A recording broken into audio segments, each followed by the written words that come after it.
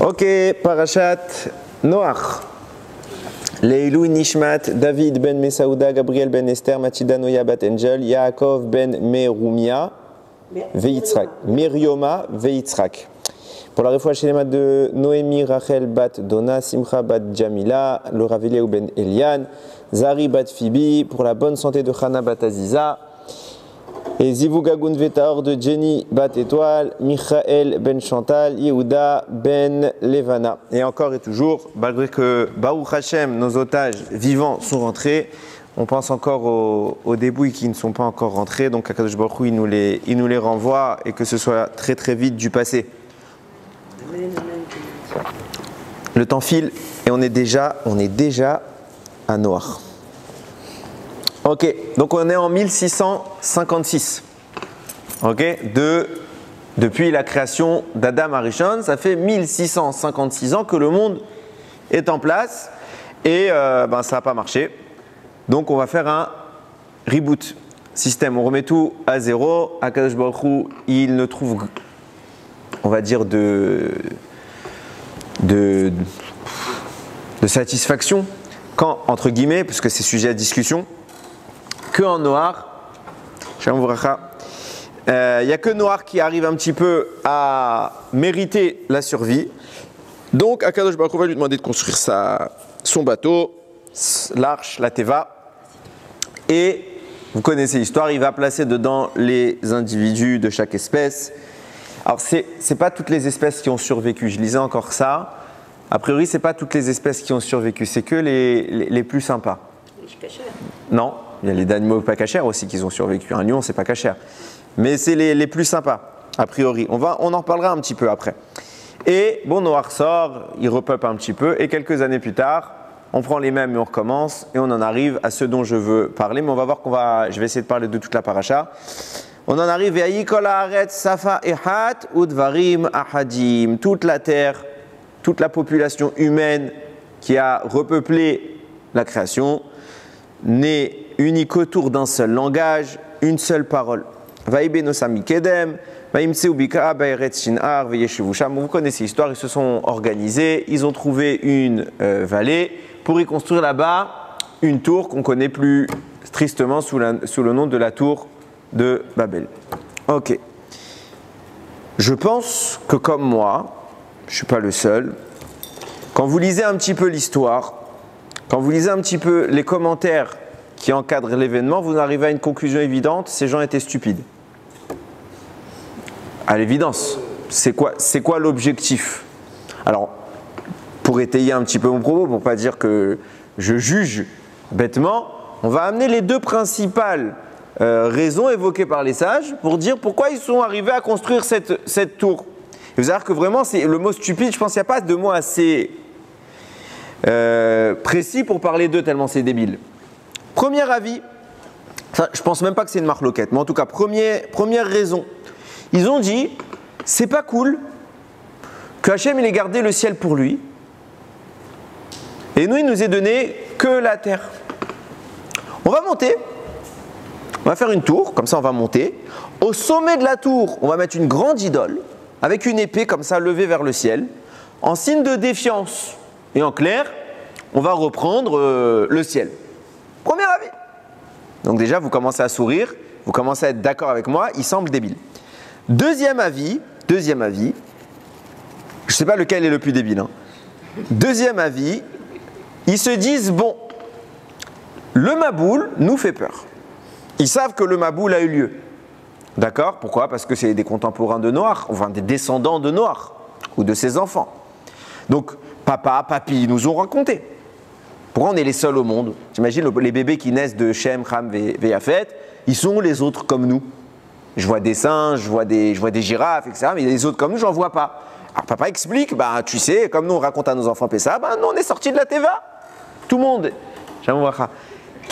était dans la Teva, il y avait un monde avant, il a été détruit. Et bon, on raconte donc ça fait quand même assez peur. Et qu'est-ce qui s'est passé? La pluie est tombée du ciel. Dans l'esprit commun, rien ne garantit que ça ne se reproduise pas. Donc pour eux, c'est quelque chose c'est un cataclysme naturel. Ça fait 1656 ans et tous les X temps, Ça dépend des astres. On sait que la montée des eaux, par exemple des mers, ça dépend de la lune, etc. Eh bien, puisque tout est cyclique dans les astres, puisque tout tourne, au bout d'un moment, le ciel va à nouveau nous tomber sur la tête. Bon, jusque-là, vous allez me dire, c'est pas si débile. Et là où ça devient débile, c'est qu'ils se disent, on va se prémunir. Qu'est-ce qu'on va faire?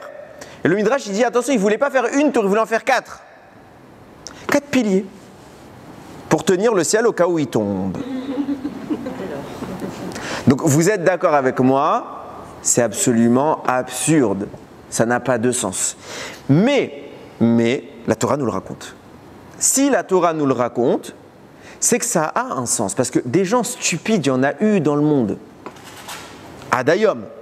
Ok? Et c'est pas pour autant que la Torah va prendre vous imaginez bien que c'est pas une bêtise a déjà dû être dite entre Adam Arishon et la tour de Babel. Il y a bien des gens qui ont dit des bêtises. Ok? C'est pas pour autant que la Torah nous en a parlé. Il y a bien eu des gens qui ont fait des rébellions contre Akadosh Baruch Hu. C'est pas la Torah qui nous en a parlé. Elle nous a choisi cet événement. Alors c'est vrai que le sujet, le Midrash le précise. D'ailleurs, ce même Midrash, il dit. Concernant le Maboul, la Torah a détaillé les raisons, etc. Là, elle a été très succincte dans la description. Elle n'a pas trop voulu épiloguer. Mais si la Torah nous le raconte, c'est que ce n'est pas débile. Et qu'il y a quelque chose qui nous concerne. Et c'est ça qu'il faut comprendre, parce qu'on ne parle pas pour parler. Donc on va essayer ensemble d'analyser les choses et comprendre qu'est-ce qu'il y a de particulier. Donc on va reprendre dans l'ordre. Première explication de leur attitude, on va construire une tour parce qu'on n'est pas content. Donc si on part du postulat qu'ils ne sont pas débiles, ok, et que c'est tellement pas débile qu'on voit qu'Hachem réagit. ok, si quelqu'un aujourd'hui prend une épée et il dit « Chas v'shalom, je vais me battre contre lui » et qu'il tape dans le vent comme ça, Hachem il va se sentir concrètement obligé de lui retirer l'épée? Non. Là on voit qu'Akadosh Baruch Hu réagit. Il intervient, il mélange les langages, il les disperse aux quatre coins de la terre. Donc ce qu'ils font n'est pas bête. Donc, quand ils parlent du postulat qu'ils vont monter dans le ciel, c'est quoi leur intention? On va monter dans le ciel parce qu'on veut habiter là-haut. Comment tu vas habiter là-haut? Si on dit que c'est le ciel mamache physique, bon bah personne ne peut habiter dans les nuages, et ils le savent. Si on dit que c'est quelque chose de... c'est genre après 120 ans, bon bah ça veut dire ils ont qu'à se tuer. Ça sert à quoi de construire une tour? Ils ne pourront pas monter, c'est pas physique, donc c'est pas accessible avec une tour. C'est quoi l'objectif? Maintenant, d'après la deuxième explication, de peur que le ciel tombe, donc on va faire des piliers. On part encore du postulat, ils ne sont pas débiles. S'ils ne sont pas débiles, ils vont faire quoi avec des cailloux? Enfin, des pierres, des briques? Ils ne vont rien tenir. Ce serait quoi la hauteur qu'il faut atteindre pour qu'on dise qu'on a atteint l'endroit qu'on appelle le ciel? C'est quoi, la stratosphère? C'est quoi? C'est quoi l'objectif? Et même, il va faire quoi avec des briques? Qu'est-ce qui va être soutenu? De quoi on parle? Rappelez-vous, soit c'est vraiment des débiles et c'est pas écrit dans la Torah, soit il y a de la logique derrière et la Torah nous en parle parce qu'il y a quelque chose qui est important. Qu'est-ce qu'il y a d'important? De quoi on parle? Il va être aussi haut. C'est ça aussi haut? Alors il est débile. Donc si on va, c'est très bien. Si on va d'après une hypothèse un petit peu bisounours que pourrait avoir une lecture athée. Je dis bien athée parce que ça voudrait dire que c'est un humain qui a écrit ça et bon, il a écrit des bêtises. Ok, dans un monde de bisounours, on peut écrire toutes les bêtises et les inepties qu'on veut, c'est pas grave, ils sont bêtes. Bon, si on dit que c'est Dieu qui a écrit ça, c'est quoi l'objectif? Je vais être au sommet, je vais faire quoi? Vous comprenez ma question? Bon, pour comprendre un petit peu les choses, je vous ai dit qu'on avait parlé de toute la paracha, donc on va revenir maintenant sur le Maboul. Vous allez voir qu'en réalité, une des raisons pour lesquelles la Torah ne vient pas trop détailler cet événement, parce qu'en réalité, le Maboul et la tour de Babel, c'est une suite logique. Donc en fait, quand tu as compris l'un, c'est simplement le prolongement pour la suite, c'est la même paracha, c'est la deuxième étape, on va dire. Je reprends depuis le début le Maboul. Et en réalité, le Maboul n'est pas annoncé dans notre paracha. Le Maboul est annoncé dans la fin de la paracha de la semaine dernière, paracha de Bereshit. Il est écrit comme ça: Vaïnachem Hashem, ki asa et Adam ba'aretz. Hashem, Vaïnachem, alors je mets, il regretta. Ils ont mis regretter. Parce qu'Hachem a créé l'homme sur terre. Vaït atsev el libo. Il s'est affligé en lui-même, en son cœur. Alors, ce mot Vayinachem, il est sujet à débat parmi les Chachamim. Ça veut dire quoi Vayinachem? Premier avis, là ils ont mis regretter, ils n'ont pas inventé, parce que c'est le premier avis, c'est Rabbi Yehuda. Rabbi Yehuda, il dit oui, Hachem a regretté. Qu'est-ce qu'il a regretté? De l'avoir créé humain. Il s'est dit, entre guillemets, je vais analyser après, j'expose brutalement et après on analyse. Il s'est dit, j'aurais dû le créer là-haut. Et là-haut, il aurait vu une metsiout, une réalité beaucoup plus noble, beaucoup plus raffinée, il aurait vu la grandeur divine et jamais il se serait rebellé. Donc je regrette. Vayinachem. Deuxième avis, Rabbi Nechemia, il dit non, Vayinachem, c'est pas le regret. C'est une consolation. Hachem s'est consolé lui-même. Il a dit heureusement que je ne les ai pas créés dans le ciel. L'inverse du premier avis. Pourquoi? Parce que si déjà sur terre il a réussi une telle rébellion, alors imagine Bachamaim ce qu'ils auraient fait. Imagine manifestation des malachim. Stop au G. Ah non, c'est pas la même. On veut pas Bachamaim, t'imagines? Tous les malachim. Ok. Donc heureusement, Vayinachem. Ouf. J'ai pas fait une telle bêtise. Ok, maintenant on analyse les deux opinions. Déjà, ça signifie quoi? L'un comme l'autre. Regret ou consolation vis-à-vis de Dieu. C'est-à-dire, d'après le premier avis, il dit ah, j'ai foiré mon coup. Ça marche pas. On ne peut pas dire que Dieu il a pensé comme ça. D'après le deuxième avis, il dit ouf, j'ai pas foiré. L'air de dire que jusqu'à maintenant, je ne savais pas si ça allait marcher ou pas. J'étais comme ça tiraillé. Ça marche pas non plus. Dieu, quand il le fait, il sait. Soit c'est bon, soit c'est mauvais, il sait tout ce qui va se passer. Donc ni il y a de regret, ni il y a de consolation. Pourquoi on nous parle ici d'un regret, d'une consolation? Premier point. Deuxième point, venez, l'analyse de Rabbi Nechemia. Elle est très surprenante. Si l'homme avait été créé dans le ciel, Dieu est soulagé, ouf. Parce que dans le ciel, il aurait fait des rébellions, il aurait amené avec lui les créatures célestes. Alors petit un, j'ai envie de dire, et alors? Genre Hachem il est inquiet, ça va changer quelque chose vis-à-vis de Dieu? Non. Donc c'est pas très grave. Pourquoi? Soulager. Deuxième point. Quoi, les malachim, ils auraient fauté? Les malachim, ils seraient venus dire à Hachem, tu sais quoi? Viens, on fait un bras de fer, celui qui gagne, c'est lui le roi. C'est des anges. C'est des malachim. Je comprends l'avis de Rabbi Yehuda qui dit Bachamaim, il n'aurait pas fauté, parce que c'est tellement haut. Mais là, comment Rabbi Nechemia peut dire en étant tout en haut, il y aurait eu une manifestation dans le ciel, une rébellion contre Hachem? De quoi on parle? De quoi mamache on parle? Je vous promets, je peux comprendre quelqu'un qui ne croit pas en Dieu, il lit ça. Je dis c'est des dingues. Et c'est des fous. On est en train de donner des analyses. Et c'est chaval. Bémet, c'est chaval de passer à côté. Parce que les chachamim, quand ils écrivent des choses qui paraissent généralement, on va dire bêtes, c'est généralement les choses les plus profondes. Quand c'est clair, cohérent, bon, personne ne se pose la question, c'est clair, c'est cohérent. Mais quand c'est bizarre comme ça, il y a des choses. Alors regardez, on va réfléchir ensemble. Première chose, il y a les propos de Rabbi Yehuda et de Rabbi Nechemia ne sont pas cohérents en soi. Ils sont en train de débattre s'il avait été créé en étant une créature qui vient, enfin, avec des éléments célestes. L'air de dire ce n'est pas le cas. Donc l'homme n'est pas constitué d'éléments célestes. Or le Midrash, un peu plus tôt, mais vous le savez, précise clairement, on est fait de l'alliage terrestre céleste. On a un corps qui vient de la terre et on a une âme qui vient de plus haut que les malachim.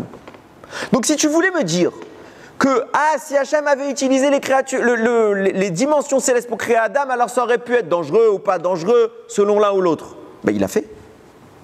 Hachem a utilisé les dimensions célestes pour nous créer. Il nous a créé plus haut que les anges. La Neshama vient d'un monde très haut, supérieur aux malachim. Donc, c'est quoi ce débat? Il avait créé de là-haut, ça aurait changé quelque chose. Il nous a créé de là-haut. Et ce n'est pas un débat.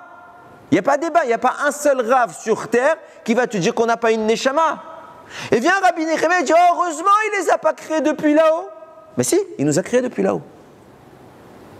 Et c'est tellement vrai ce que je vous dis, c'est que Rabbi Nechemia dit s'il nous avait créés depuis là-haut, alors on aurait pu provoquer des conséquences chez les anges. Eh bien, c'est le cas. C'est mot pour mot ce que dit le Zohar. On a provoqué des conséquences chez les malachim. On voit ça. Il est écrit comme ça. Vaïmar et kol hayekum. Hachem, il a effacé toutes les créatures. Vient le Zohar.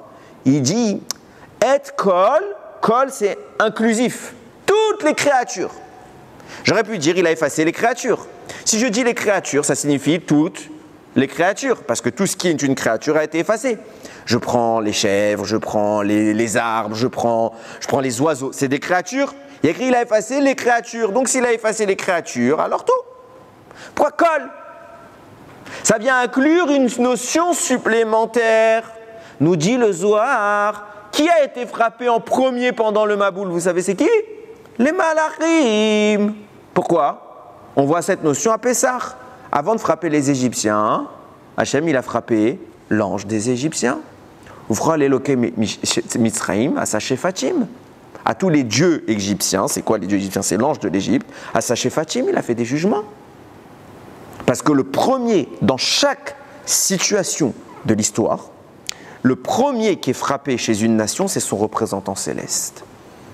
Donc, première chose, on voit que les anges ont été frappés. Le Zohar le dit, Vaïmar et kol ayekum, il a frappé toutes les créatures pour kol, toutes, pour inclure les anges. Oui. Est-ce qu'il y a des anges du coup qui ont été sauvés dans la Teva, dans l'arche? Non, pas besoin d'en arriver là. Pas besoin d'en arriver là. On va expliquer. En fait, non, je ne vais pas expliquer, mais si tu as vu mon cours de la semaine dernière, tu vas comprendre tout seul. Si tu n'as pas vu, il faut que tu le regardes. Ok?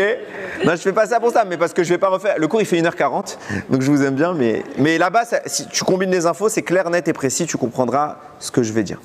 Ok, je disais quoi?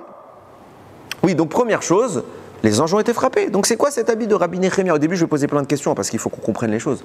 Rabbi Nehemia, il dit, s'ils avaient été créés dans les créatures célestes, ça aurait atteint même les malachim. On a atteint les malachim. Et maintenant, on va arriver plus loin. Et je veux généraliser. Hein? De quel malachim? Tous, kol ayekum. Tout. Kol, c'est tout.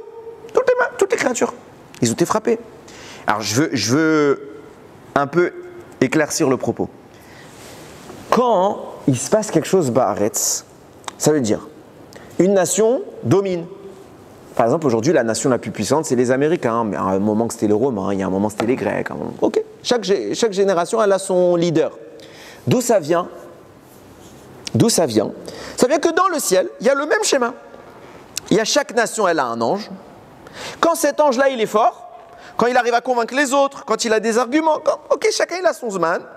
Quand c'est Bachamaïm, l'ange de telle nation qui est au sommet, alors sur terre, la nation, elle est au sommet.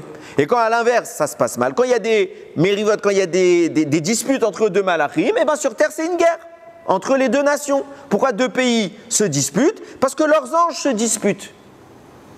Ok? Ce qui explique pourquoi, c'est toujours les anges qui sont frappés en premier. Alors, petite parenthèse du Igra des Kala. Il explique bien qu'en réalité, la répartition des nations en fonction des anges, ça s'est fait à la tour de Babel. Et donc là, on est avant.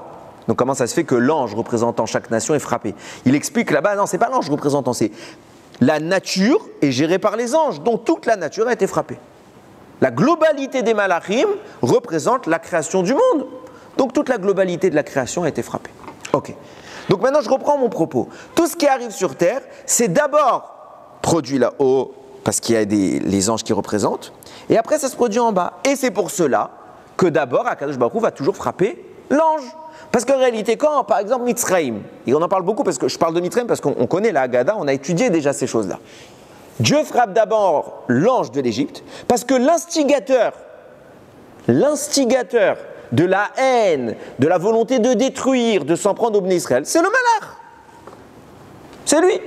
Donc, puisque c'est toi qui entame, c'est toi qui prends la première baffe. Donc ils peuvent se rebeller alors. Ça v'là un autre. J'en arrive à ma question. Donc j'ai dit petite, on voit qu'on a touché les anges. Mais petit 2, c'est la faute à qui alors? La question du libre arbitre se pose, enfin, je ne vais pas parler nécessairement du libre arbitre, mais je vais parler de la responsabilité.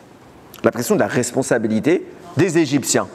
Je prends les Égyptiens, vous pouvez poser la question sur n'importe quelle triste période de l'histoire. La question de la responsabilité, qui est responsable? Si tu me dis que quand sur terre il y a une guerre, c'est parce qu'il y a deux anges qui sont en train de se disputer Bachamaïm. Si tu me dis que quand les Égyptiens sont frappés, c'est parce que leur ange voulait s'en prendre à nous, etc., etc.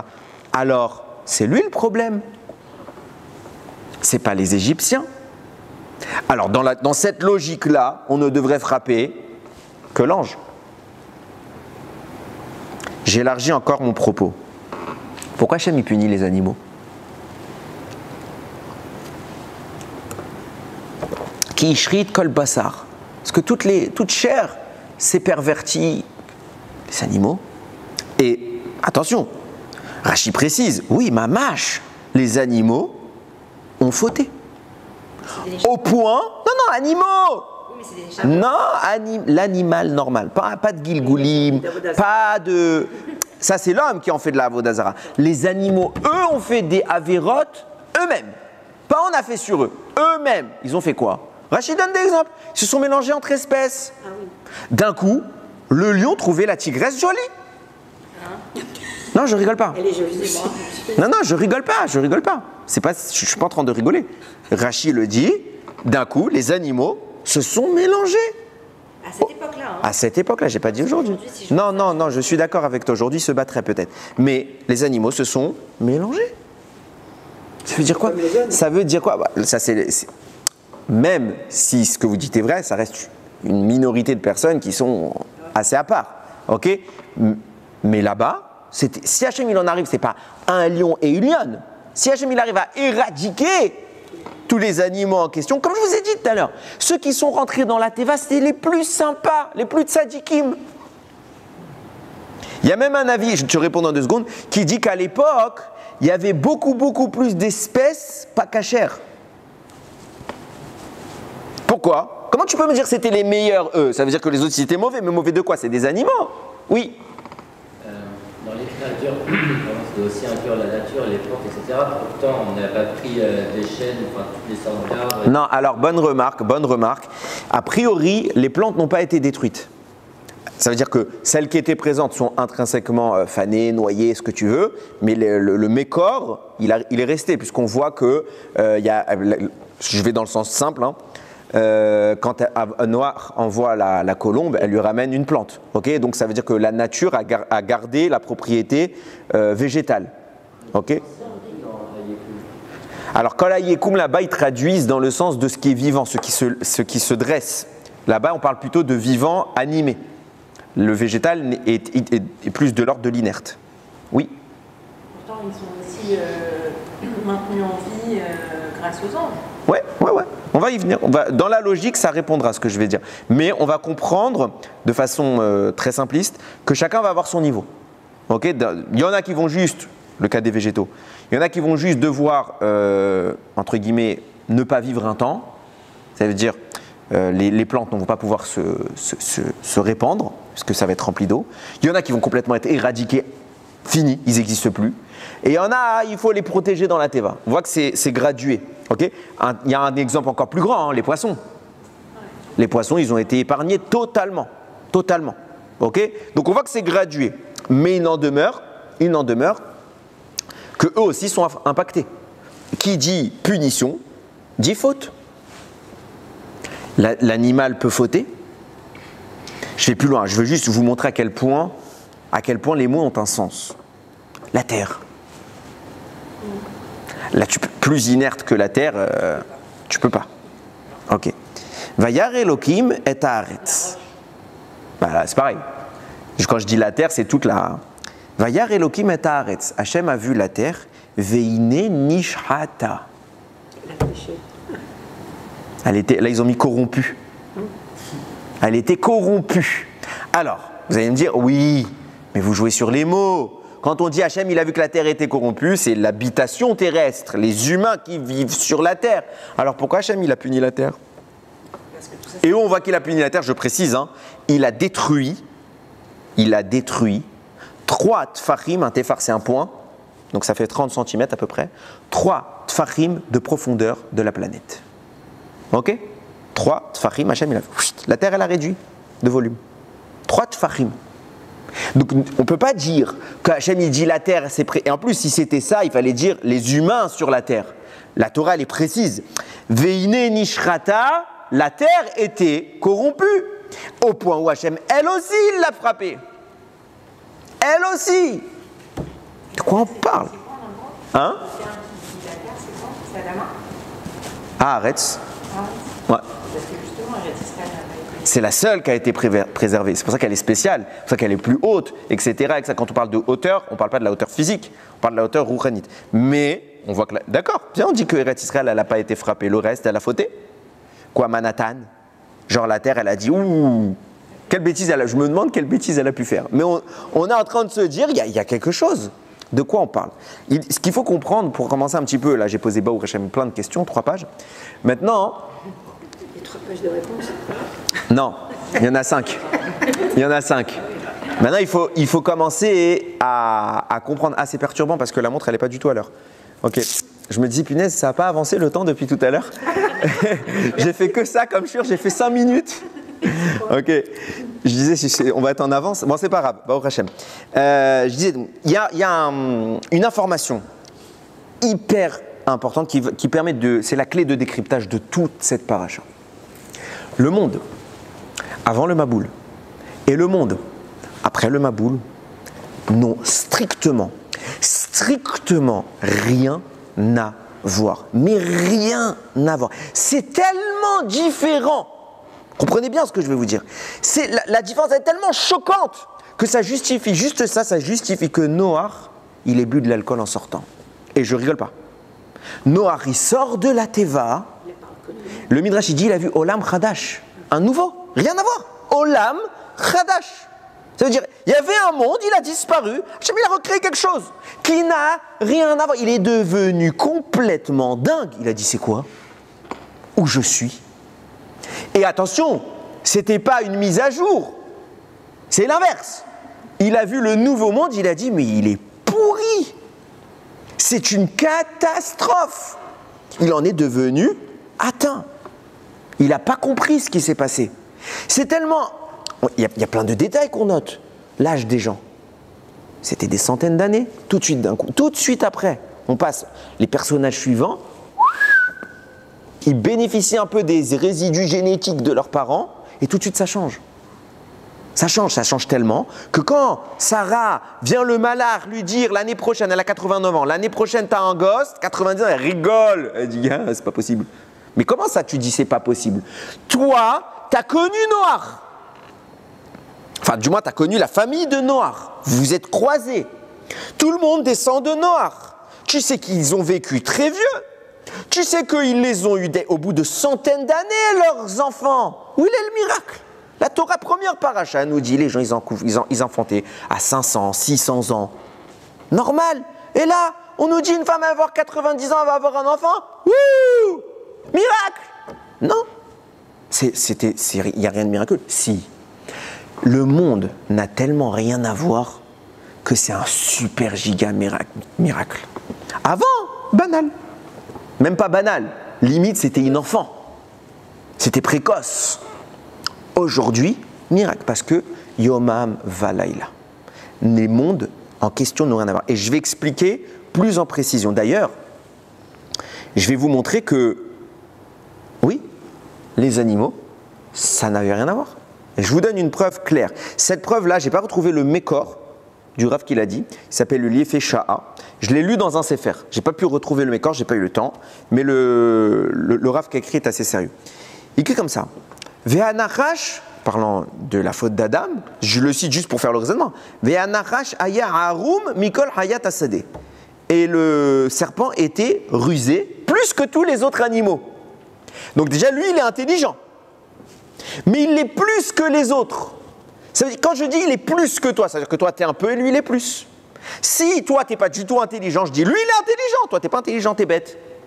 Mais quand je dis il est plus que toi, ça veut dire que tu as un degré d'intelligence et lui il en a plus. Je déduis que toutes les Chayot Asadeh sont intelligentes à un certain degré. Ah bah oui, les mots ont un sens. Mikol Chayot Asadeh, c'est le plus. C'est l'intello du groupe. C'était le Einstein de son époque. Ok? Mais les autres, bon, c'était des autres. Ils avaient une certaine... Et d'ailleurs, j'ai une preuve. Il y a des animaux dans l'histoire qui vont connaître cette dimension-là, même après le Maboul. Il y en a un qui est connu, c'est l'âne de Rabbi Pinchas ben Yair.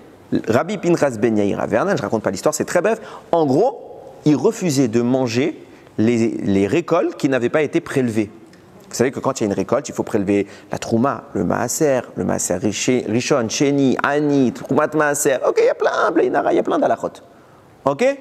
Lui, si la nourriture qu'on lui proposait n'avait pas subi ces prélèvements, c'est très grave de manger une récolte qui n'a pas été prélevée. Je dis c'est très grave. C'est pour ça que vous devez toujours vérifier qu'il y ait une ashgacha sur les fruits qui poussent en Eretz Israël. Une ashgacha, je rigole pas là-dessus. Ok, l'animal, tu lui présentes une pomme, une pastèque qui a poussé en Eretz Israël. Si elle est tevel, ça veut dire qu'elle n'a pas été prélevée, il dit je ne mange pas. Il peut se laisser mourir. Il est resté plus de 3 jours sans manger parce qu'il avait été pris par des cambrioleurs qui lui ont donné à manger pas cachère. Il ne mangeait pas. Jusqu'à ce qu'il retourne chez Rabbi Pinchas ben Yair et que Rabbi Pinchas ben Yair, il lui amène à manger, les gens lui amènent à manger. Il ne mange toujours pas. Il a dit vous n'avez pas fait Troumot ou Masrot. Ils ont prélevé l'animal, il a mangé. Moi, je vois une pomme, je ne sais pas si elle est cachère ou pas cachère. Je ne sais pas si elle a été prélevée ou pas. Son animal, il sait. Pour te témoigner que ça existe, des animaux, entre guillemets, intelligents. Nous disent Ramim, avant le Maboul, on est tellement dans une dimension différente que même l'animal, il n'a rien à voir. Même l'animal, il a une notion qui n'est pas la nôtre, mais il a une notion du da'at. Minime, mais il l'a.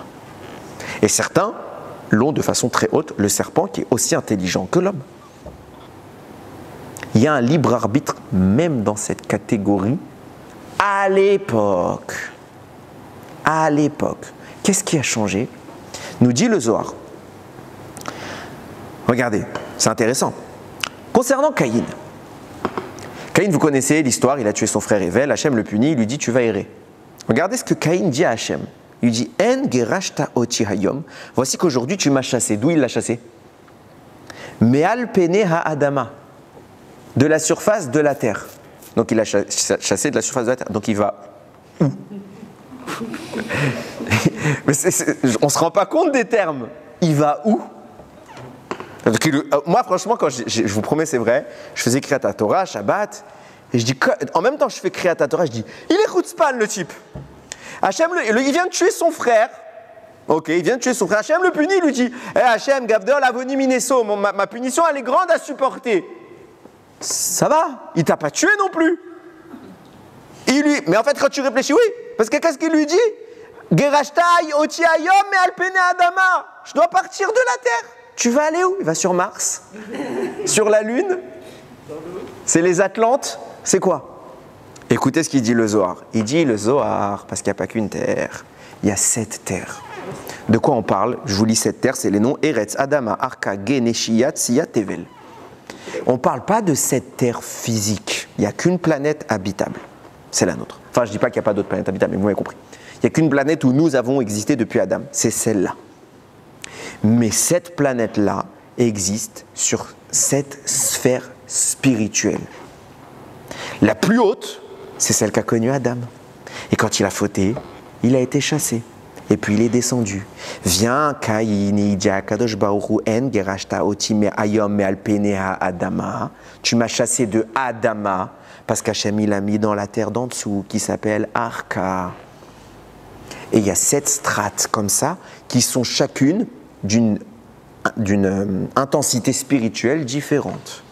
Et quand Caïn y descend, il dit c'est énorme. La différence, même Caïn y dit Gadol avoni mineso. Et on comprend comment Caïn, malgré qu'il soit meurtrier, il parle encore à Dieu. Parce qu'il n'est pas dans notre monde encore. Il n'est pas là. Il est dans un endroit encore très haut. C'est le 3e niveau. Donc il parle encore, le divin est encore présent. Gadol avoni mineso, c'est déjà tellement grand. Qu'est-ce qui se passe à l'époque du Maboul? Le monde est descendu tout en bas. Et là, il y a un changement. Et ce changement de configuration fait que, pour citer une théorie moderne, on s'est adapté à notre milieu. On s'est adapté à notre milieu. Ça veut dire quoi? Quand tu es très haut, alors la création, elle est raffinée. Et toutes les créatures sont raffinées et connaissent une proximité plus grande avec le divin. Et cette proximité leur octroie des facultés plus nobles. Donc même le petit animal, il est plus grand que l'animal ici. Pourquoi? Parce qu'il est plus haut. De même que Adam, dans le Gan Eden, n'a rien à voir avec Adam après la faute. Ça n'a rien à voir. Et bien pareil, les animaux, quand ils évoluaient dans ces strates-là, n'ont rien à voir avec le moment où ils sont descendus. Ils sont beaucoup plus, j'ai envie de dire, primitifs. Alors qu'au-dessus, ils étaient plus évolués. Je n'ai pas dit qu'ils pouvaient parler, discuter et mettre les tefilines. Non. Mais ils avaient une notion. Ils avaient une notion.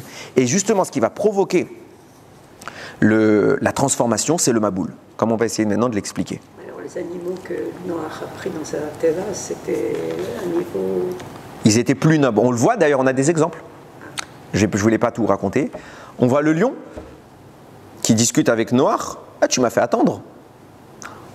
Il n'y en a pas un qui a piqué l'autre? Attendez, oui, il y a tout ça, mais il y a pire. Il y a un animal mythique. Ah, le phénix. Oui, ça existe. Il s'appelle Chol. Comment il s'appelle? Chol. Ok. Le phénix, là-bas, toutes les légendes dont on parle, c'est écrit là-bas. Il y a deux histoires sur le phénix. Un, à l'époque de Adam et Chava, qu'il n'a pas voulu faire la faute. Il n'a pas mangé le fruit. Les autres animaux ont mangé le fruit, lui, il n'a pas voulu. Donc on voit qu'il a refusé la Avera. Deux, Noach, il a fait une bracha. Pourquoi? Parce que Noach, on se connaît l'histoire, il courait dans toute la Teva pendant 3 ans, pendant 1 an, personne ne me reprend, pour leur donner à manger. Et il y a un animal, à chaque fois tout le monde réclamait, on voit bien, le lion, il n'a pas voulu attendre. Et à un moment, il voit le phénix, il passe devant lui, il lui dit, mais je comprends pas, tu m'appelles pas, t'as faim, faut que tu manges. Il dit, oui, ça fait longtemps que j'ai faim. Il dit, pourquoi tu m'appelles pas? Il dit, je te vois courir partout, j'ai pas voulu te déranger. C'est pas une blague, Midrash Meforash. J'ai fait un shiur sur ça. Je vous le trouverai dans le Bereshit tome de Bezrat Hashem. Donc juste, je ne veux pas trop épiloguer sur le phénix, mais juste que ce soit clair, oui, on voit que ça n'a rien à voir. Ça n'a rien à voir. Et donc cette dimension-là, maintenant, on va commencer à comprendre pas mal de choses en prenant en compte juste la chute d'une dimension de la Terre à la suivante. Regardez bien. Je vous ai posé la question tout à l'heure de savoir est-ce que les malachim sont les responsables ou pas de ce qui se passe sur Terre. On a priori dit oui.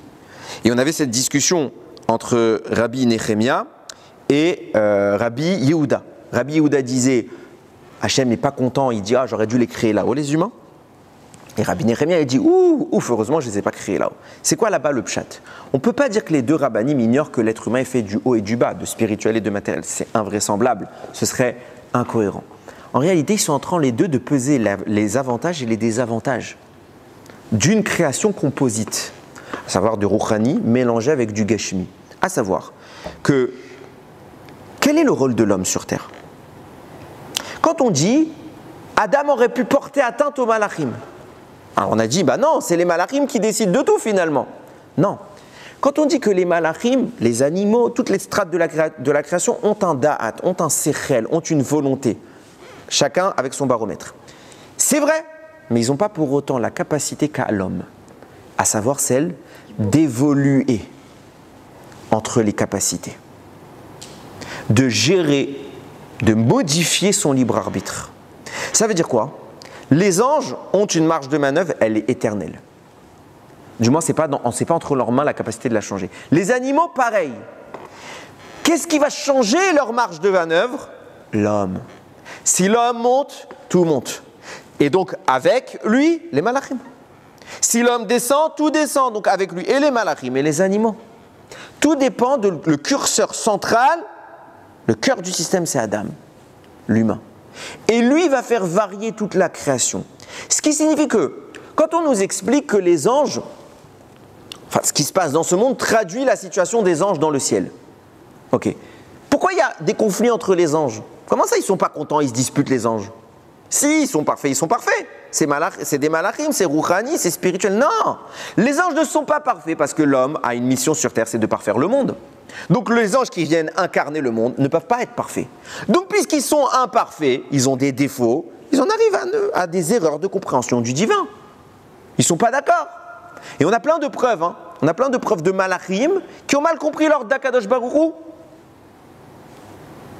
Quand le malach il vient annoncer à Sarah qu'elle va avoir un garçon, Ok, là-bas, il y a un Gali Razia qui dit que le Satan a réussi à entourlouper l'ange. Et il ne savait plus quoi faire, l'ange, et il a fait une erreur. C'est à cause de ça qu'il est né avec une âme féminine, etc. Donc l'ange s'est gouré. À cause de ça, il a été puni, il n'a pas eu le droit de remonter Bachamaïm. Pendant longtemps. Donc on voit, quand il y a eu la destruction de Sdom et Amora, ok, là-bas, il y a deux malachim qui sont envoyés. Là-bas, ils disent Kimashritim anachnu. Parce qu'on est les destructeurs. Rachid dit comment ça, vous êtes les destructeurs? Vous êtes les envoyés d'Hachem, vous n'êtes rien du tout. Comme ils ont dit on est les destructeurs, ils ont été privés de remonter dans le ciel jusqu'à ce que Yaakov fasse le rêve de l'échelle dans lequel il voit les deux malachim remonter. Enfin. Donc ils ont été punis. Ils ont une erreur. Leur baromètre, aussi bien pour l'animal que pour les créatures les plus hautes, les anges, c'est celui de l'homme. Quand l'homme évolue, tout évolue. On monte ou on descend. Donc, puisque le rôle de l'homme, c'est de résorber le défaut, il faut que le défaut soit suggéré. À savoir, le défaut existe, les malachim ont un débat. Sur terre, deux malachim, A et B, vont se disputer, guerre entre les deux peuples. Qui a dit qu'il y a une guerre entre les deux peuples? Pour qu'il y ait guerre entre les deux peuples, il faut que les représentants de ces anges, donc les nations, soient d'accord pour faire cette guerre. Ça veut dire quoi? C'est-à-dire que les deux malachim vont se gourer. Dans le ciel, il y a une dispute.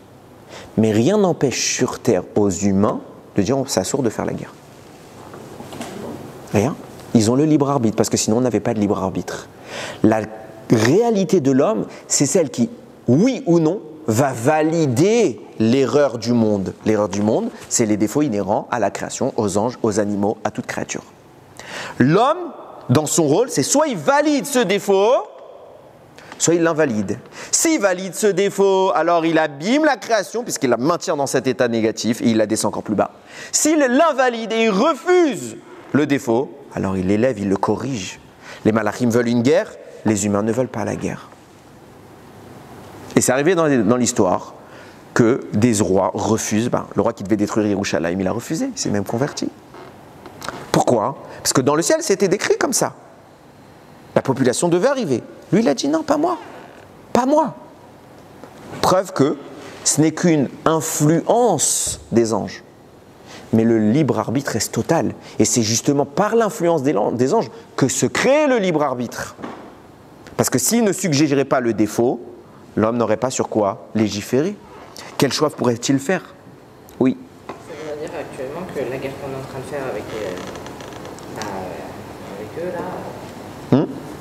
La guerre, non, je ne vais pas dire la guerre, les guerres de toute l'histoire du peuple juif sont instigées par le malach, laisse-moi finir, le malach représentant la nation. Maintenant, cette nation-là, de même qu'on l'a vu pour l'Égypte, de même qu'on l'a vu pour Babel, etc., cette nation-là n'a qu'à dire non.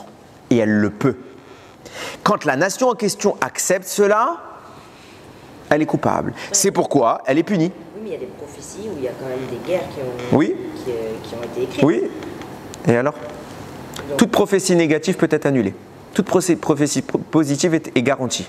Une prophétie négative ne peut ne pas avoir lieu.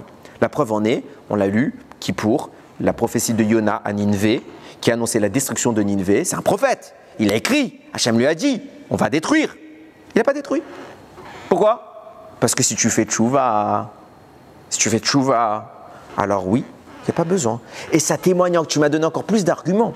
Parce que quand, depuis des siècles, on nous annonce qu'il va y avoir telle guerre, ça traduit quoi? Ça traduit que le monde a un défaut qui doit mener à cette guerre.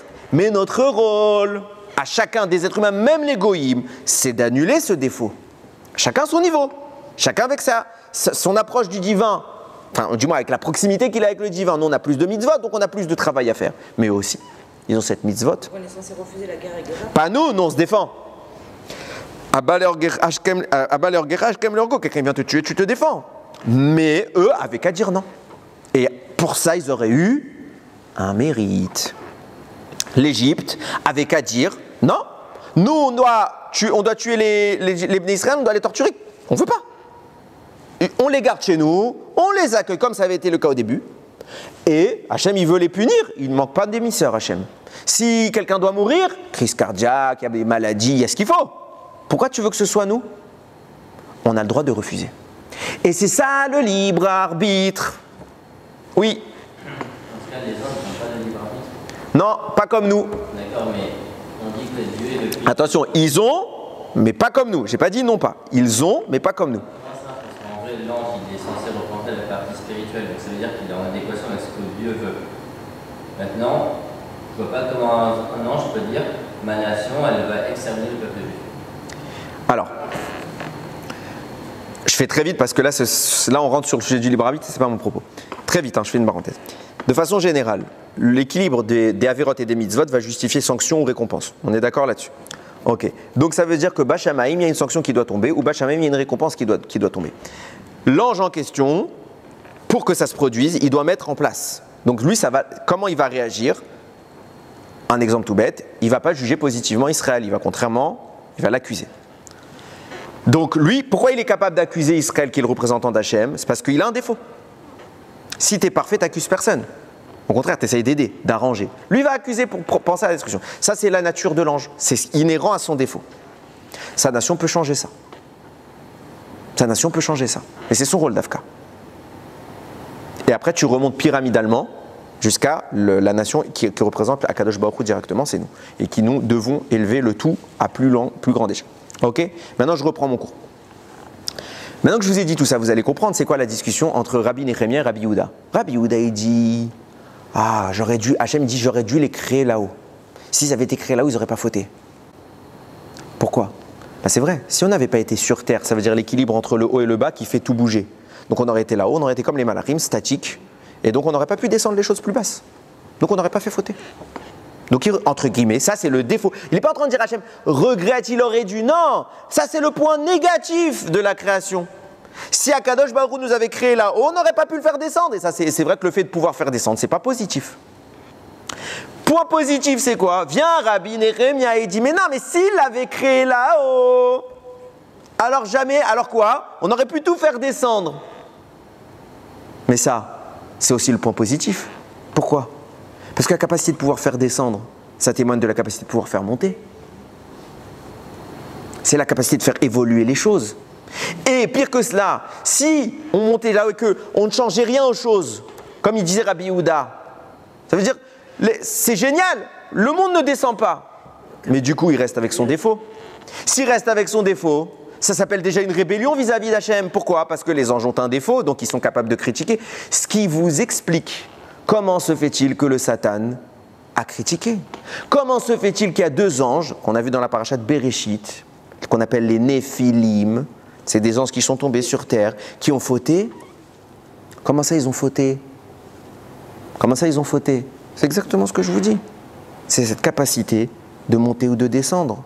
Si le monde restait statique, c'est un défaut. Ils avaient ce défaut, il n'a pas été résorbé. Et la conséquence aurait été ça, c'est que même les malachim deviennent de descente en descente, deviennent quelque chose de bas. Ou l'aspect positif, on peut les élever encore plus haut et leur offrir un plus grand libre arbitre. De même que nous évoluons sur cette base. Maintenant qu'on a ça à l'idée, d'ailleurs c'est la preuve de ce que je vous dis, il existe un homme qui s'appelle Rabbi Pinchas Ben Yair, qui est tellement parvenu à s'élever que dans sa proximité directe, son animal est retourné dans un monde supérieur, au point où il a un discernement. Son animal distingue le kasher et le pas kasher. L'âne en question. Maintenant on comprend tout. Je reviens à mon sujet initial, la tour de Babel. C'est quoi cette idée qu'ils ont eu tout, ou s'ils ont dit on va monter Bachamaïm, on n'est pas content qu'Akadosh Baruch Hu, il a gardé le ciel pour lui, il nous a donné la terre. De quoi on parle quand on dit remonter? C'est pas monter dans le ciel, c'est remonter les 7 sphères dont je parle, qui sont celles de la terre. Mais ça veut dire quand je veux monter, je veux avoir une définition, une expression de la terre qui était celle d'avant. Et pourquoi ils le veulent? Parce que Papy Noir, il leur a raconté. Papy Noir, il leur a dit, vous savez, avant, c'était mieux. Comme Papy et Mamie vous disent, avant, c'était mieux. Et bien aussi, ils ont dit. Il leur a raconté, c'était quoi la différence? Je lisais qu'ils pouvaient aller d'un endroit à l'autre immédiatement. Il n'y a pas besoin de voiture. Adam, il voyait d'un bout à l'autre de la planète. Il n'y a pas besoin de jumelles. Ça n'a rien à voir. Qui voudrait pas ça? Ils n'avaient même pas de corps, Adam. C'est après que le corps est apparu. Qui voudrait pas ça? Donc quand tu racontes ça à tes petits-enfants, ils disent on veut. Alors Adam Noir, il leur explique, oui, c'est faisable, faut faire tchouva. faut s'améliorer, faire zikouch hachomer, faut purifier notre être. Non, il y a mieux. Les gens commencent à comprendre. Ils vont dire qu'il y a mieux. Ils vont chercher un autre processus. On commence à comprendre. De quoi on parle? En réalité, quand on dit qu'ils ont voulu monter Bachamaïm, c'était remonter toutes les strates dont on parle. Et après, ils ont mis une statue au-dessus. Maintenant, au-dessus, on va commencer à répondre à ça. Vient le Yarod des vaches et il dit comme ça.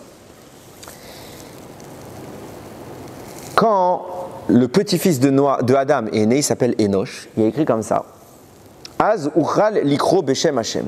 Ainsi, ils ont commencé à invoquer le nom d'Hachem. De là, nous dit le Rambam, est née l'idolâtrie. Enoch a inventé avec sa génération l'idolâtrie. Dans le sens simple, c'est on fait des statues, on leur dit vous êtes belles, vous êtes grandes, vous êtes des déesses, vous êtes des dieux, et ok. Dans le sens profond, c'est pas ça. Dans le sens profond, il faut comprendre, et je l'insinue depuis tout à l'heure, que chaque nation, elle a un ange. Chaque créature, elle a un ange. L'ange, c'est l'âme de l'élément matériel qui existe dans ce monde.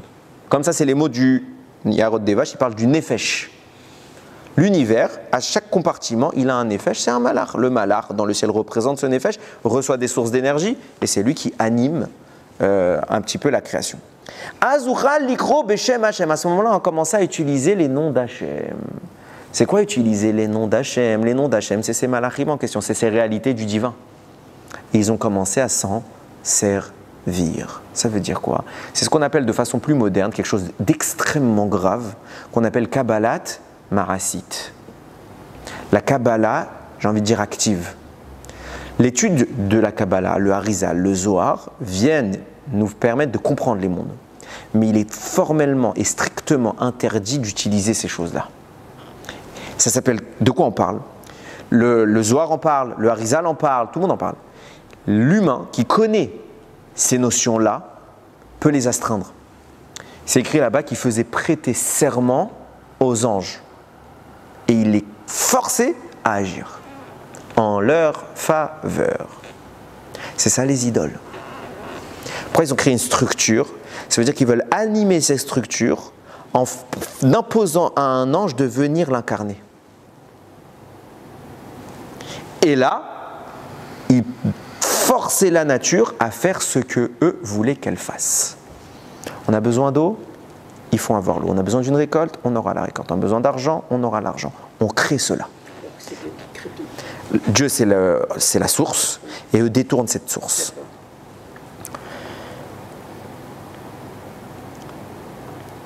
De là, on commence à comprendre. Ce que je vous ai dit tout à l'heure, comme quoi les anges sont les premiers frappés. Quand je vous dis que l'homme est le curseur qui va définir la montée ou la descente des mondes, le sens profond de la profanation qu'on va faire sur ces créatures-là, sur les anges, les descendants, c'est ce que je viens de vous expliquer. C'est quand ils astreignent et qu'ils les forcent à se soumettre à la volonté humaine et du coup, ne plus faire la nature, à savoir la volonté d'Akadosh Baruch. C'est pour ça que le mot qui est employé ici pour dire la manipulation de ces noms-là, Az Uchal, Uchal avec un Het, Milachon Chol, ils ont profané. Ils ont profané les noms d'Akadosh Baruch en faisant des esclaves. Et à ce moment-là, les forces qui animent ces malachim-là deviennent profanes, deviennent impures et elles glissent dans ce qu'on appelle la klipa, les forces du mal. Du coup, il va falloir que ce soit frappé également. Pourquoi? Parce que c'est là qu'on va témoigner du défaut des malachim. Akadosh Baruch Hu va donc les punir eux aussi. Pourquoi? Parce que le défaut, il est initié par leur état à eux. Regardez ce qui est écrit dans Rashi. Hachem, on a dit tout à l'heure, il punit les malachim. Où on voit que les malachim, mis à part le Zohar qui l'insinue, on voit que les malachim ont été punis pendant le Maboul. Eh ben c'est écrit, il y a écrit comme ça, Hachem il rapporte à la fin du Maboul, Od kol yeme haaretz zera vekatir vekor vachrom vekaitz vachoref veyom valayla lo yishbotu. En clair, les saisons, le jour, la nuit, les récoltes, etc. ne seront plus jamais interrompus. Comme ça Hachem il dit, prête serment, je n'interromprai plus le cycle. Rachid dit de là tu apprends que jusqu'à maintenant il avait été interrompu. Pendant tout le Maboul, les astres étaient immobiles. Il n'y avait pas de jour, il n'y avait pas de nuit. Et le temps était du coup différent. Oui. Après après le Maboul, enfin, j'avais entendu que La terre s'est inclinée. Oui, le temps n'était pas le même. Alors il faisait nuit ou jour? Il faisait ni jour ni nuit. C'est-à-dire? Il ne voyait rien. Je ne sais pas, j'étais pas là pour voir. Peut-être qu'ils étaient bloqués côté jour, peut-être qu'ils étaient bloqués côté nuit, je ne sais pas. Ou peut-être que si le bateau il tournait comme ça autour de la Terre, alors d'un moment, je ne sais pas. Je ne vais pas vous dire de bêtises. Mais en attendant, le mouvement des planètes s'est arrêté. Qui représente les planètes? Les anges. Si les astres s'arrêtent, c'est parce que les anges s'arrêtent. Nous dit le Yarod des vaches, c'est ce qu'on appelle la mort des anges. Quand Akadosh Baruch Hu a puni les malachim, pourquoi sur terre il y a eu le Maboul? Parce que d'abord il a puni les malachim. Conséquemment de quoi il y a eu le Maboul? Parce que les astres ont cessé leur processus, parce que les anges ont arrêté de les animer. Et ça s'appelle la mort des malachim. D'ailleurs, Le Maboul est causé par la mort des anges. Entre guillemets, on va dire le gel des anges. Le gel des anges. Et ça va provoquer quoi? Après, on voit que ça se remet en place. Donc ces anges ne sont pas morts. Mais ça se remet en place d'une façon moins vivante. Parce qu'on a changé de strate. On est passé jusqu'au dernier niveau. Et donc la Terre se matérialise encore plus. Pourquoi? Parce qu'il y a moins de sources célestes. Donc le monde s'est entre guillemets calmé spirituellement. Et il s'est endormi dans la matérialité. C'est ça le moment qu'Akadosh Baruch Hu témoigne par l'arrêt des astres. Après, il relance le process, mais au ralenti. Là où ils étaient très rythmés, aujourd'hui, ils sont de tension. Pourquoi? Parce qu'ils sont faibles. Hachem les a drastiquement affaiblis, ce qui a provoqué la transition du monde où était Noach au monde où nous sommes maintenant. Et ça change tout. Hein? Oui, ça s'appelle, mais c'est conséquence à nos fautes. Maintenant, on va commencer à comprendre le raisonnement des humains. Les humains, ils disent on veut remonter Bachamaïm. Qu'est-ce qu'ils font? D'ailleurs, j'ai oublié de le préciser. Non, c'est la suite. Qu'est-ce qu'ils font les humains? Ils disent on veut remonter, donc on va construire une tour. Déjà, à la seconde où on parle de construire une tour, vous comprenez naturellement qu'il ne s'agira pas d'une tour dont le but est matériel, c'est une tour qui vient faire un ascenseur entre les mondes. Ils veulent remonter dans les 7 sphères dont je vous parle. Comment ils vont faire ça? Nous dit le Harizal, ce savoir de la génération de Enoch jusqu'à Noach n'a pas disparu. Puisque Noach le connaissait, et puis ça s'est transmis. Et le big boss, l'expert en la matière à l'époque de la tour de Babel, qui manipule le mieux ces notions-là, s'appelle Nimrod. Nimrod a un plan. Et il va fédérer toutes les nations autour de cette tour. Pourquoi? C'est quoi le projet? Venez, on remonte. Ah oui, mais c'est dur de remonter. Noach, il nous a expliqué, tchouva, il faut faire beaucoup d'efforts, beaucoup de sacrifices. On va faire autre chose. Il raisonne. Il dit, on a vu que, qu'est-ce qui a déclenché le Maboul? La faiblesse des malachim. Puisqu'Hachem les punit, c'est qu'ils ont une faiblesse. Et c'est venu de quoi? Les astres se sont arrêtés parce que les malachim se sont arrêtés. Pourquoi les malachim se sont arrêtés? Parce qu'Hachem leur a forcé l'arrêt. Venez, on fait une union. Il y a une dimension qu'on ne peut pas arrêter, parce que si elle s'arrête, c'est la fin, c'est la terre. Donc ils vont aller le plus bas possible pour maîtriser le malach de la terre. Et ils vont lui demander de se lier avec les malachim qui gèrent les astres. C'est pour ça que la tour, elle doit partir du plus profond de la terre vers le ciel. Comme ça, l'union va permettre que toutes les forces en question soient condensées en un seul endroit, d'où l'idole au sommet. J'ai expliqué c'était quoi les idoles? C'était détourner les sources des malachim pour les animer dans les idoles. Une idole qui est rebellée vers Akadosh Baruch Hu. Akadosh Baruch Hu, tu veux plus qu'on monte? On va monter sans ton accord, on n'a pas besoin de toi.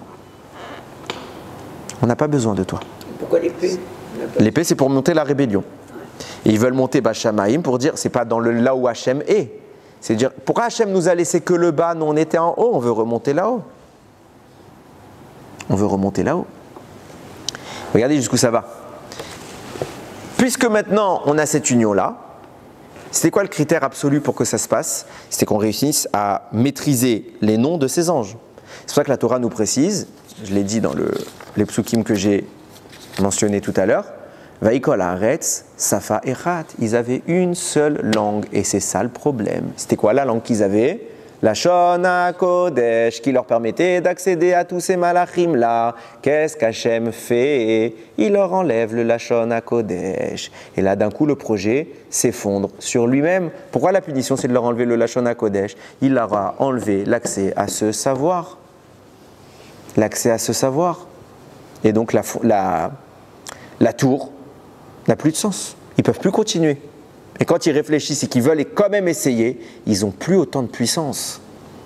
Le seul langage qui permet la manipulation des lettres qui gère tout le cosmos, c'est le Lashon Kodesh. Ils ont perdu Akadosh Baruch Hu, du coup il les a dispersés. Il n'y a plus d'union, il n'y a plus de base à votre projet.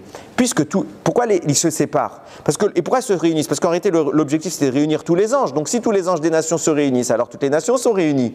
Mais maintenant, puisqu'on n'arrive plus à faire la cohésion des malachim, alors ils se dispersent. Donc les nations se dispersent aux quatre coins du monde.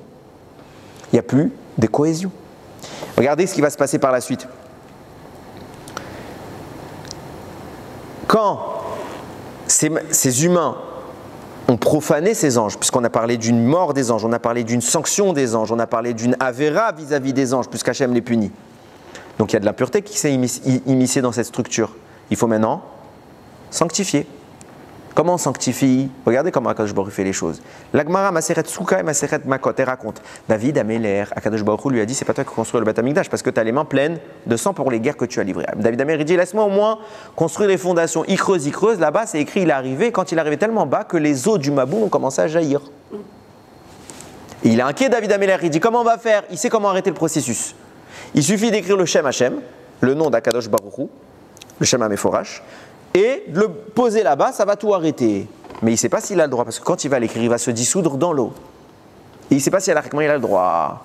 Il pose la question aux gens, il leur dit, est-ce que quelqu'un a une idée? Bon, je le fais en bref. Là-bas, il y a un monsieur qui c'est un Racha Gamour, mais Talmid Racham. Comme quoi, tu peux être un génie de la Torah et être une grosse pourriture. Il s'appelle Achitophel. Achitophel lui dit, c'est très simple, j'ai une preuve que tu as le droit d'effacer le nom d'Akadosh Baruch Hu pour sauver l'humanité. On voit ça. On voit dans le cas de la Sota. La Sota qui est suspectée d'avoir trompé son mari, Akadosh Baruch Hu, il demande d'écrire son nom, de le faire dissoudre dans l'eau. Et pour sauver le couple, il est prêt à effacer son nom. Alors, Alachat Kama, avec Kama, que pour sauver l'humanité, Akadosh Baruch Hu, il est prêt à effacer son nom. David Amer, ni une ni deux, il écrit le nom d'Akadosh Baruch Hu, il le jette dans l'eau, plus d'eau. Nous dit le Yarod des vaches. Pourquoi Hachem il a fait les choses comme ça? Parce que le malach de la terre qui a été utilisé par Nimrod, il était devenu tamé. Il était Ural, Az Ural. Ils ont profané les noms d'Akadosh Baruch Hu. Il fallait maintenant le sanctifier. Donc on a remis le Shem à Meforash, le nom originel, pour le raffilier à sa source. Pareil, pourquoi on a une mitzvah de sanctifier le temps? Comment on sanctifie le temps? Par les astres.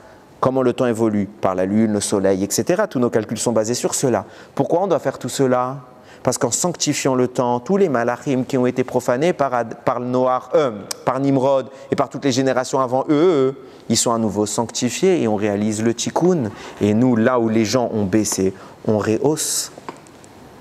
On rehausse. Et regardez comment ça se conclut. Je termine avec ça. Ça veut dire qu'il y a encore le Lashon HaKodesh, il existe encore? Bien sûr qu'on a le Lashon HaKodesh, c'est la Torah. Oui, mais c'est aussi un... Ce que j'ai compris, c'était aussi un... Non, les secrets de ce Lashon, on ne l'a pas. Certains les ont, ça existe à Dayom. Il y a des gens qui ont voulu faire les malins qui l'ont fait, ils ont payé très cher. Ça fait partie de la Kabbalah Maasit. C'est Kabbalat Maasit, c'est Assour. On en a eu un, il s'appelait Shabtai Tzvi, il a payé cher. Ok, oui. Vous savez, peut-être quand on a changé de monde, quand c'était le noir, il a différence entre le monde d'avant et le monde d'après, par exemple, Caïn, on n'a parlé que de la dimension spirituelle. Pourtant, vous avez aussi dit que la Terre avait perdu 3 tfachim. Ouais. Mais... Regarde, c'est ça la différence. Ces 3 tfachim là connotent, je ne peux pas te les rentrer dans les notions kabbalistiques, mais ces trois bases ces 3 sphirotes en réalité, c'est Netzar, Od, Yesod, pour faire simple. Mais pour te donner l'idée, on voit tout de suite une différence concrète et physique. Quelle est la terre la plus sainte de ce monde? Israël, la seule qui n'a pas perdu ces 3 tfachim. Donc tu vois bien que, même sur le plan rouhani, ces 3 tfachim là viennent traduire une baisse spirituelle. La baisse matérielle est synonyme, se fait en même temps que la baisse spirituelle. Pourquoi on dit pas la même chose de Caïn? On dit en fait c'est lui juste, tu m'as réel la surface de la terre. Ouais. En vrai il n'a pas bougé. Il n'a pas bougé, il est juste, la réalité a changé. C'est exactement ce que j'ai dit. Les 7 strates que le Zohar décrit, simplement elles sont au même endroit, mais elles traduisent une réalité différente. Ok? C'est comme si tu as les yeux sales, tu enlèves une lentille, tu vois un peu mieux, tu enlèves la deuxième lentille, un peu, jusqu'à que tu as enlevé tout, là tu vois la réalité du Gan Eden. Ok? Pourquoi on ne voit pas le Gan Eden? Je parlais avec quelqu'un, il faut faire très attention, il y a quelqu'un qui m'a dit, mais le Gan Eden il n'est pas sur terre. Si, le Gan Eden est sur terre, mais on ne le voit pas. Pourquoi? Parce que c'est plus notre réalité. C'est pas du tout. Tu passes devant. Il y en a qui croient que s'ils descendent dans Maharat Marpé, là, ils vont mourir. C'est faux. Il y a des gens qui sont descendus. Ok? Pendant les guerres, quand on a récupéré Hebron, ils sont descendus. Il y a des textes, il y a des photos, et ça. Il n'est pas mort le type. Pourquoi? C'est l'entrée du Gan Eden. C'est l'entrée du Gan Eden. D'ailleurs, Adam a construit cet endroit quand il a chuté de sa strate. Il est descendu là-bas à Hebron pour construire son endroit. Maintenant, tu vas là-bas, il n'y a rien. Pourquoi? Parce que ce n'est pas la même réalité. Et pour revenir, je t'ai répondu? Maintenant, je reviens à ma conclusion. Nous disent Rachamim, le Harizal, il conclut avec ça. Il dit, même par la suite, on a voulu réitérer ce processus. Il y a d'autres personnages de l'histoire qui ont voulu faire la suite de ce que Nimrod a fait. Qui est le suivant? Qui est cité par le Harizal, il y en a peut-être eu d'autres. Paro. Paro, il a construit 2 villes, Pithom et Ramsès. Qu'est-ce qui se passe à Pithom et Ramsès? Chaque fois que tu construis, ça s'engouffre dans le sol. Tu ne peux rien construire. Pourquoi? Parce que nous dit le Harizal, c'est le Midrash, que l'Agmara a dit ça. Quand Akadosh Baruch Hu, il a fait la tour, il a puni les êtres humains de la tour de Babel. Il a fait quoi à la tour? Il lui a fait 3 niveaux. Tiers supérieur a été brûlé, tiers intermédiaire s'est maintenu, tiers inférieur s'est enfoncé dans la terre. Pourquoi? Alors, c'est moi qui dis ça, c'est pas écrit. Pourquoi comme ça? Pourquoi 3 strates? Ben, c'est simple. Parce que c'était quoi l'objectif? C'était de prendre le malar sur terre, de la terre, par l'entremise des hommes, le connecter avec le malar en haut. Les malachim en haut. Ok. Tu m'as posé la question tout à l'heure, ça signifie quoi la punition des anges, etc. Est-ce qu'ils sont morts, est-ce qu'ils ne sont pas morts? En réalité, nous dit là-bas le Zohar, qu'est-ce qui se passe? À Kadosh Baruch Hu, quand on dit qu'il a tué les anges, il les a envoyés dans un endroit qui s'appelle Nahar Dinour, que j'ai parlé de ça la semaine dernière dans le Shiur. Nahar Dinour, c'est un fleuve de flammes, Bashamaïm. Pourquoi le tiers supérieur, il est brûlé dans la tour? Parce que ça connote les malachim d'en haut. Pourquoi le tiers inférieur, il est enfoncé sur terre? Parce que ça connote le malach d'en bas. Pourquoi le tiers intermédiaire, il est maintenu? Parce que les humains n'ont pas été tués, malgré qu'ils ont fauté, parce que là-bas, il y avait le shalom, on connaît l'histoire. Il y avait le shalom, alors les êtres humains n'ont pas été tués. Donc la tour la manifestation du divin sur la tour va traduire les 3 strates dont je parle. Plus tard, Paro, il fait la même chose. Qu'est-ce qu'il veut? Il n'a pas la même maîtrise que Nimrod. Pourquoi? Parce qu'il n'a plus le Lashon HaKodesh. On sait que Paro ne comprend pas le Lashon HaKodesh. Donc ils ont quelques restes. Donc il essaye lui aussi de capturer les étincelles, les sources de vie spirituelle et de les emprisonner là où se trouve le Ham Israël. Et naturellement, puisqu'il reproduit le schéma de la tour de Babel, alors les constructions qui sont à Pithom et Ramsès s'enfoncent sur terre. Par contre, elles ne sont pas brûlées en haut. Pourquoi? Parce qu'il n'a pas le Lashon HaKodesh. Donc il n'arrive pas à faire comme lui. Comme eux, ils sont arrivés à monter tout en haut. Donc l'histoire, elle se continue. Et après, c'est pas le seul. Nebuchadnezzar, il a voulu faire pareil, etc., etc., etc. De là, on voit quoi? Et je conclus. C'est que, finalement, il y a toujours deux itinéraires. Il y a toujours 2 itinéraires. Il y a le côté facile. Ça, c'est ce qu'a fait Nimrod. Côté facile, il est pourri. Il est mauvais. Parce que le côté facile, il insinue quelque chose de très grave dont je vais parler maintenant. Et il y a le côté difficile, celui de la véritable tour de Babel. C'est quoi la véritable tour de Babel? C'est nous. C'est nous. Tu veux monter? Tu peux, tu n'as pas besoin d'une tour. Tu n'as pas besoin de tricher. Tu peux monter. Qu'est-ce qu'il a dit à Kadosh Baruch Hu, à Yaakov? Il a fait le rêve de l'échelle, il lui dit, si tu veux, monte. Tu peux. Torah, mitzvot, effort, fatigue, tu vas monter. Il y a le deuxième cas. Celui qui consiste à dire, je veux obtenir le résultat, mais pas pour lui, pour moi. Si le résultat il est pour moi, alors ça s'appelle une descente, parce que moi je suis en bas. Si le résultat il est pour lui, alors ça s'appelle monter, parce que lui il est en haut. Et donc qu'est-ce qu'ils ont fait les êtres humains? Ils ont assujetti les malachim. Ça veut dire quoi? C'est-à-dire que toute leur approche de ce monde, c'était d'assouvir leurs désirs. Le monde a été créé pour mon bien. Tout ce que je vais faire dans mon approche du divin, c'est comment contraindre la réalité à assouvir mes envies. Je veux la richesse, comment je vais arriver à la richesse? Et aujourd'hui, ça se traduit dans j'ai envie de dire, dans un système hybride que nous pratiquons tous. Je vous donne un exemple. Une fois, quand j'étais encore en France, j'étais dans l'école où j'étais, et il y a deux mamans. Elles étaient c'était une réunion parents-professeurs, moi j'étais en train d'écouter comme ça, elles étaient en train de parler. Et il y en a une, il semblerait que Blainara, elle a de l'argent. Et elle disait quelque chose qui m'a beaucoup dérangé. Sans porter de jugement, Chas v'Shalom, mais ça m'a dérangé. Elle disait, vous savez les filles, je vais vous donner un grand secret. Vous voulez la parnassa? Moi j'ai une ligne de conduite pour la parnassa. Alors parce que moi aussi je veux la parnassa, j'écoute. Elle dit, donnez la tzedaka, vous aurez la parnassa. Tout le monde le dit. Quelle bêtise. Quelle tristesse. Pourquoi?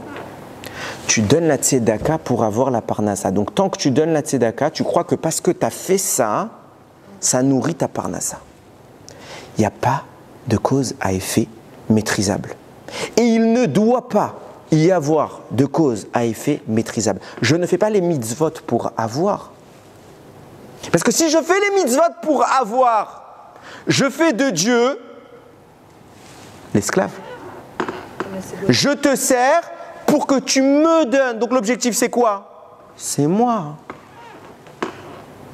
Je te sers pour que tu me donnes. Et souvent, les gens ils vont voir le Rav et ils vont dire Rav, qu'est-ce que je fais pour arranger mon shalom bayit? Donnez-moi une ségoula, je déteste ce mot. Donnez-moi une ségoula pour la parnassa, pour la santé. Amen qu'on ait tout ça. Mais pourquoi tu cherches des ségoulottes? Ça veut dire quoi? Ça veut dire, je termine le principe. Ça veut dire que tu es en train. Je dis pas que les ségoulottes ne marchent pas. C'est pas mon propos. Je dis pourquoi je cours après les ségoulottes? Parce que dans mon esprit, la ségoula peut contraindre un état de fait. Si je fais cette ségoula, je vais me marier. Combien on fait si on ne sont pas mariés? Si je fais cette ségoula, j'aurai la parnassa, j'aurai la hatzlacha. Mais pourquoi tu cherches à avoir? Ça veut dire que tu es en train de dire, je vais servir Hachem pour qu'il me donne? Non, non. Tu dois te rappeler que tu es le serviteur. Et puisque tu es le serviteur, tu dois le servir. Et s'il veut, rien ne l'oblige. S'il veut, il peut te donner. Mais s'il ne veut pas, il reste le maître. C'est pour ça que la question de dire quand quelqu'un chas v'sham, et c'est humain, évidemment que c'est humain, quand on a un problème, pourquoi il me fait ça? Il n'a pas à se justifier. À la seconde où tu demandes des comptes, ça veut dire que tu es en position hiérarchique de supérieur. Le patron demande des comptes à ses employés. Qu'est-ce que vous avez foutu? Jamais l'employé va dire au patron, qu'est-ce que tu fais maintenant? C'est pas quoi qu'aujourd'hui ça change, mais c'est pas l'ordre normal des choses. C'est pas l'ordre normal. Le patron, il est propriétaire. Si on vient et qu'on commence à dire, tu sais quoi, Kadosh Baruch Hu, j'ai besoin de la parnassa. Donc pour que j'ai la parnassa, je vais faire des mitzvot et comme ça tu vas me récompenser de la parnassa. Tu as enlevé toute la substance de ta mitzvah en faisant de ta mitzvah une monnaie d'échange qui contraindrait Hachem. Oui. Il y a une qui est écrite, c'est Aser te Aser. Aser les man tit Asher. Prélève pour devenir riche. Là-bas, il y a écrit les man yarichun yamim. Cependant, pour que ça prolonge les jours, même pour les parents, c'est écrit le respect des parents prolonge les jours. C'est un fait. On est d'accord. Mais tu ne dois jamais faire du respect des parents le moyen pour vivre longtemps. Tu dois vivre longtemps pour respecter tes parents. Eux doivent vivre longtemps pour que tu puisses les respecter. Mais c'est l'inverse. C'est pas que tu dois dire je veux vivre longtemps, donc je vais respecter mes parents. C'est pas l'objectif. Celui qui respecte sa femme pour avoir la parnassa. Exactement, avec toutes ces choses-là. On ne doit pas faire de la mitzvah un moyen pour. Le seul objectif de la mitzvah, c'est se rapprocher d'Akadosh Baruch Hu. Je veux me rapprocher de lui. Et quand tu entends les gens qui courent après les ségoulottes, telle ségoula, faites telle ségoula, moi, ouvertement, vous recevez tous, comme moi, je pense aujourd'hui avec les téléphones, Blainara, on est submergé de bêtises. Des rabbins qui disent ça. Absolument. Des rabbins, ils sont hyper médiatisés. Je vais vous donner une ségoula, c'est sûr que ça marche. Et c'est Rav tel qui a dit. Tu crois que Rav tel, il se trompe, mais tu crois que le Rav qui a donné cette ségoula, il t'a dit fais cette ségoula pour contraindre Akadosh Baruch Hu. Qui tu es? Qui tu es? Depuis quand on fait des choses pour dire à Hachem, hey, j'ai fait ça, tu me dois ça. Il te doit rien. À la seconde où tu fais ça, excusez-moi de la comparaison, c'est quoi la différence avec Nimrod?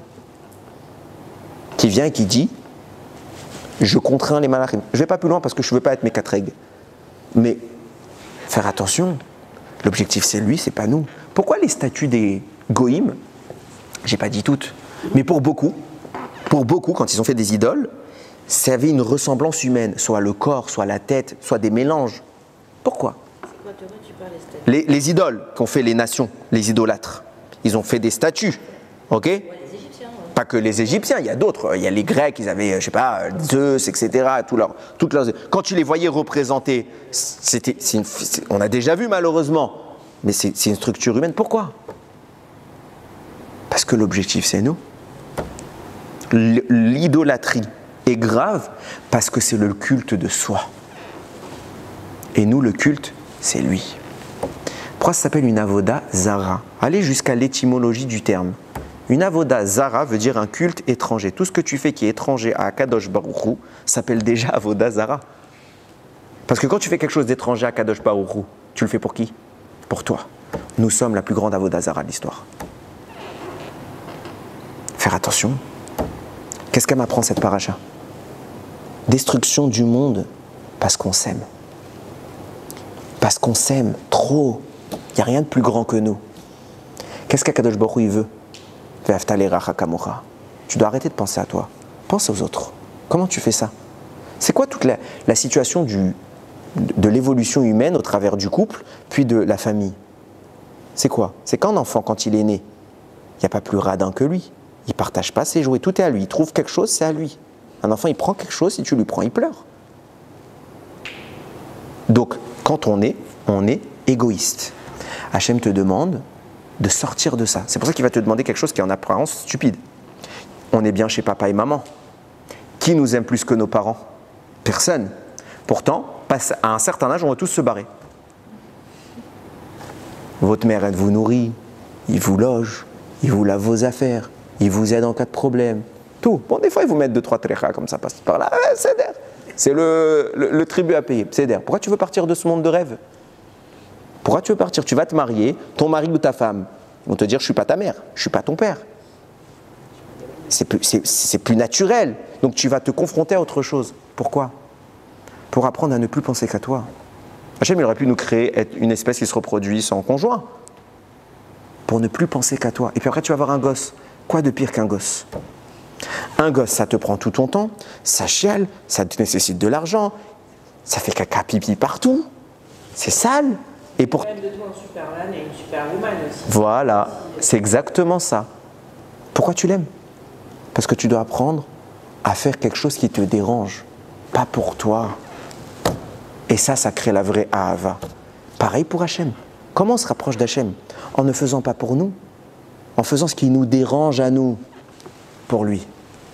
Quand je fais pour lui, je grandis. Je sors de mon cercle d'égoïsme pour m'ouvrir à autre chose. C'est ça, une avodat Hachem, et pas une avodat zara. Avodat zara, c'est tout ce qui est étranger à Dieu. C'est pas que me prosterner devant une statue. C'est quand je prends les sources de ce monde et j'essaie de me les approprier pour moi, pour assouvir mes envies. Non, ça c'est zara.